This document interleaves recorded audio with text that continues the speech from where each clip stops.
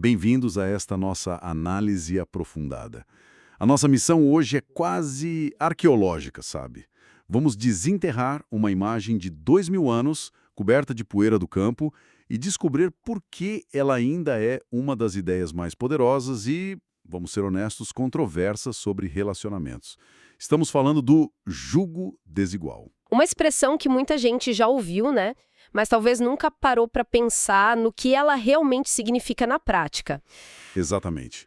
A fonte que a gente tem em mãos nos convida a fazer exatamente isso, mergulhando no versículo de 2 Coríntios que diz: não se ponham em jugo desigual com os descrentes. Isso. O nosso objetivo aqui é entender não só o que isso significava para um agricultor da Galileia, mas o que significa para quem tenta construir um relacionamento, fechar um negócio ou criar filhos hoje. E tudo começa com uma imagem bem crua. 2 animais, amarrados um ao outro, tentando fazer um trabalho que é impossível de ser feito juntos.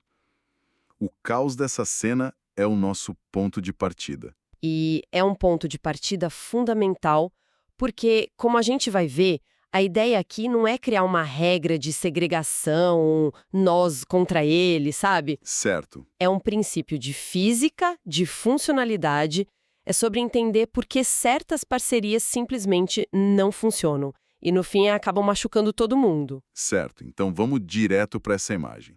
Para quem, como eu, não tem muita familiaridade com as ferramentas agrícolas do primeiro século, vamos começar pelo básico. O que exatamente era um jugo? Ou uma canga? Pensa numa peça de madeira pesada e robusta, sabe? Ela era esculpida para se assentar sobre o pescoço de 2 animais, geralmente bois. Ok. Amarra eles juntos, forçando os 2 a andar no mesmo ritmo e na mesma direção para puxar um arado. A ideia, na teoria, é genial. Somar forças, dividir o peso e fazer um trabalho pesado de forma eficiente. Na teoria. Já tô sentindo que vem um mas por aí. Exatamente. A eficiência só acontecia se os animais fossem compatíveis. E aí que a palavra desigual entra. E, bom, destrói tudo. O material que a gente analisou dá um exemplo perfeito. Imagina atrelar um boi adulto, forte e experiente, a um bezerro novato e fraco. Nossa, Ou um boi velho, já cansado. O que acontece? um desastre, imagina. O boi forte provavelmente arrasta o bezerro que não consegue acompanhar. É pior que isso. O boi mais forte acaba fazendo 150% do trabalho.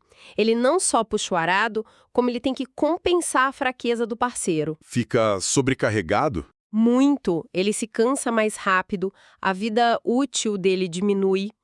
E o mais fraco, ele é literalmente arrastado, ele se esforça além do limite, tropeça, corre o risco de quebrar uma pata, de ser estrangulado pela própria canga.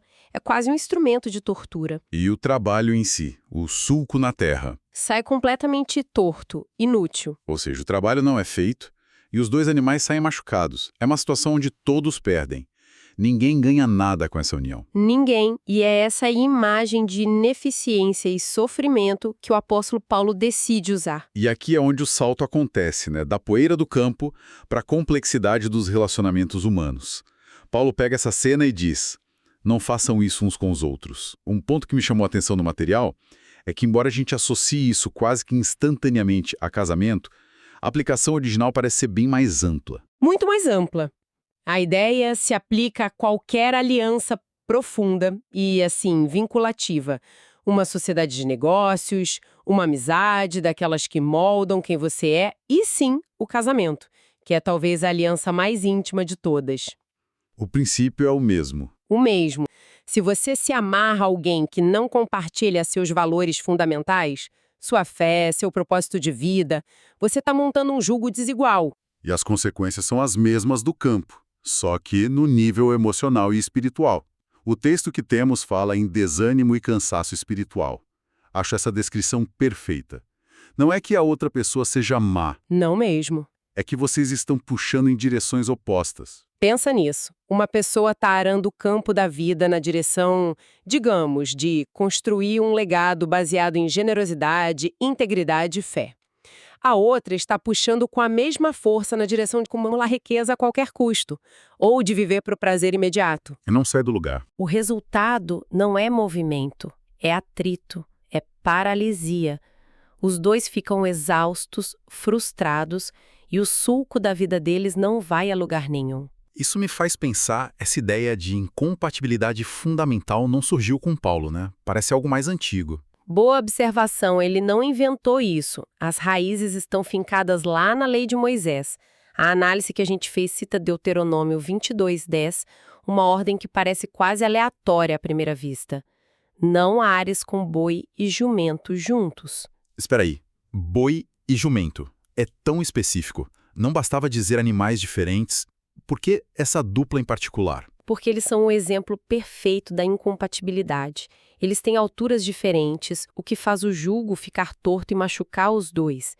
Têm forças diferentes, então um sobrecarrega o outro. Certo. E o mais importante, eles têm naturezas e ritmos de passo completamente distintos. O boi tem um passo mais lento e constante. O jumento é mais rápido e, digamos, teimoso. Tentar fazer eles andarem em sincronia é impossível.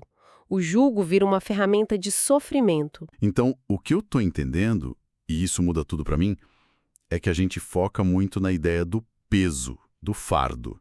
Mas o que a fonte está dizendo é que o verdadeiro perigo do jugo não é o cansaço. É a direção. É a direção. É estar amarrado a alguém que está ativamente te arrastando para longe do seu destino. Isso é muito mais sério. Exatamente. A função primária do jugo é dar direção. Se os destinos são opostos, a ferramenta que deveria ajudar se torna a própria corrente que impede o progresso. E para deixar isso claro, Paulo não usa de meias palavras. Ele lança 5 perguntas retóricas, uma atrás da outra, que são como marteladas. A primeira é: que sociedade pode haver entre a justiça e a iniquidade? A resposta implícita é nenhuma. A segunda: que comunhão existe entre a luz e as trevas? É uma imagem forte. Uma anula a outra. A terceira é ainda mais direta. Que harmonia há entre Cristo e o Belial? Belial aqui é uma referência a Satanás. É o antagonismo no nível máximo. Não há negociação possível. E as duas últimas trazem a questão para o nível pessoal. Que união há entre o crente e o descrente? E, para fechar, que acordo há entre o templo de Deus e os ídolos? Uau! É tipo um nocaute em 5 rounds. Ele não deixa espaço para respirar. É um nocaute retórico. E isso nos leva a uma questão delicada, né? Essa linguagem tão forte de luz e trevas, Cristo e Belial, não pode soar um pouco arrogante? Um pouco elitista, como se um grupo fosse inerentemente melhor que o outro? Sim, essa é uma crítica que se ouve muito. Quem você pensa que é para se achar a luz e chamar o outro de trevas? Como o material que a gente analisou lida com essa objeção? Ele é bem claro ao afirmar que não se trata de superioridade moral, mas de compatibilidade funcional. Não é sobre ser melhor, é sobre ter naturezas, sistemas operacionais diferentes. Pense em software. Um programa escrito para iOS não vai rodar num sistema Android. Ah, boa analogia. Não é que o iOS seja melhor. Eles apenas são incompatíveis. A tentativa de forçar a união, o jugo, corrompe ambos os sistemas e não produz resultado algum. É uma questão de física espiritual, por assim dizer. Certo. A imagem do boi e do jumento no campo é muito clara. Mas na prática, no século XXI, ninguém mais ara a terra assim. Então, qual é a cara desse sulco torto num casamento ou numa sociedade hoje em dia? Acredito que a nossa análise traga exemplos disso. Sim.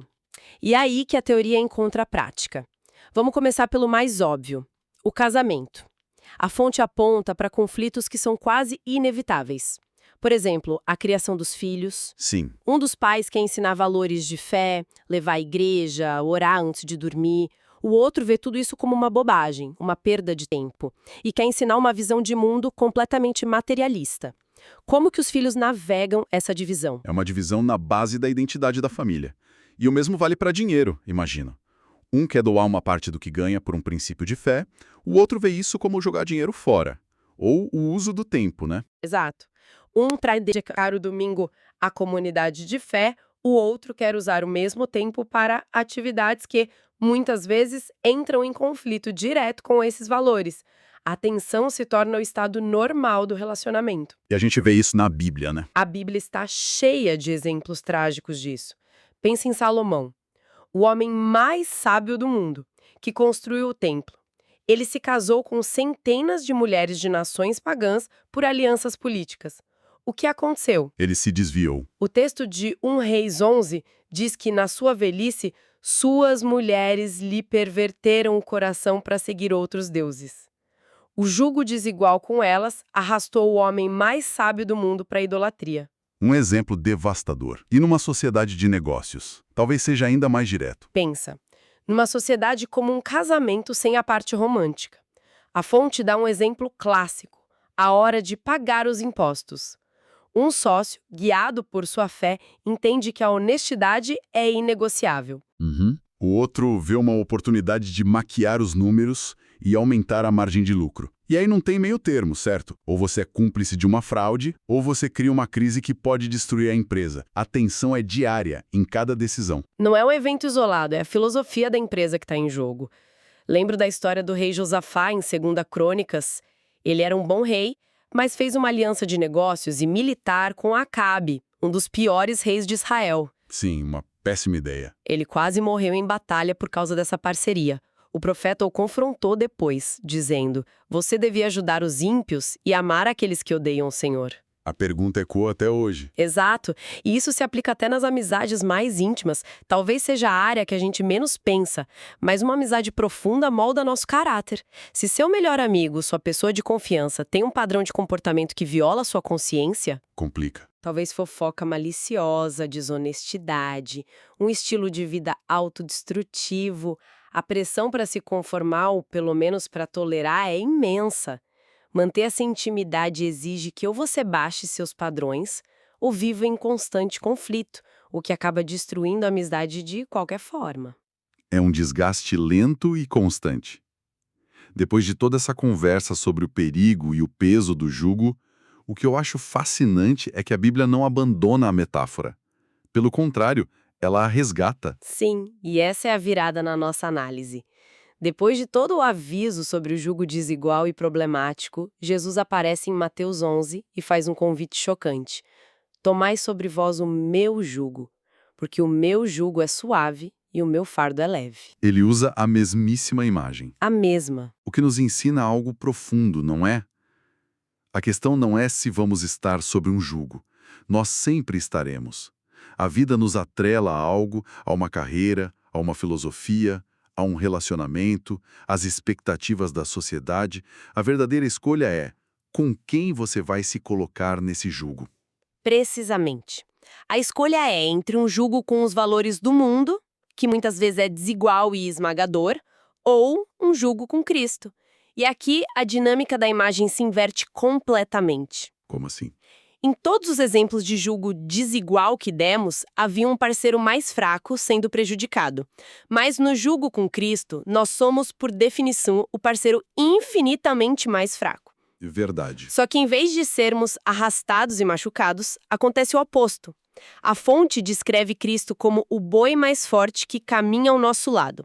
Ele não apenas define a direção correta, mas, por ser mais forte, ele suporta a maior parte do peso do arado. Então, o fardo se torna leve não porque os problemas da vida desaparecem, mas porque não estamos mais carregando o peso sozinhos. A força para continuar e a clareza da direção vem dessa parceria.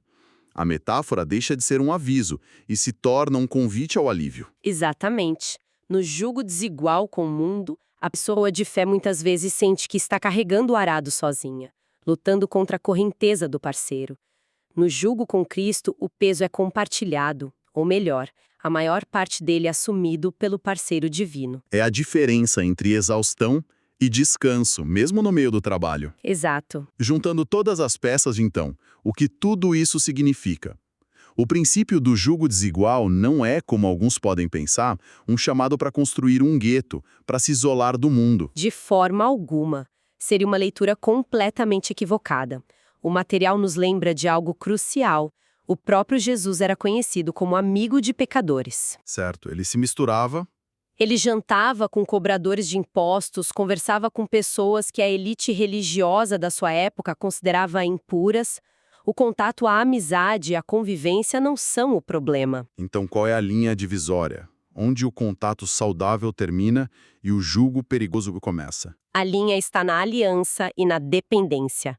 É a diferença entre ser um embaixador no país estrangeiro e renunciar à sua cidadania para se tornar cidadão daquele país. Gostei da imagem. Interagir, amar, servir, influenciar. Sim, absolutamente. Mas formar uma parceria de alma, uma aliança de negócios ou um laço matrimonial, um jugo com alguém cujo destino e valores fundamentais são opostos aos seus, isso é outra coisa. O jugo implica uma união de propósito e destino. É uma distinção crucial. Não é sobre com quem você conversa, é sobre a quem você se amarra para a longa jornada da vida. No fim das contas, é uma questão de proteger o seu destino. Se a função primária do jugo é manter dois seres alinhados, se movendo na mesma direção, então se atrelar a alguém que está caminhando para um lugar totalmente diferente não é uma questão de moral, é uma questão de lógica. É contraproducente. Exato. É como tentar somar dois vetores que apontam em direções opostas. O resultado é zero ou pior. É uma sabedoria prática focada na funcionalidade da jornada espiritual. Sabe, isso nos deixa com um pensamento final para reflexão. Toda a nossa conversa, baseada na fonte, se concentrou muito na diferença clara, quase preto no branco, entre crentes e descrentes. Mas e se a gente levar esse princípio da compatibilidade funcional um passo adiante? Onde você quer chegar? Mesma fé, mas na prática possuem níveis de compromisso, de maturidade espiritual ou de ética radicalmente diferentes. Como esse princípio se aplica dentro da mesma comunidade de crença?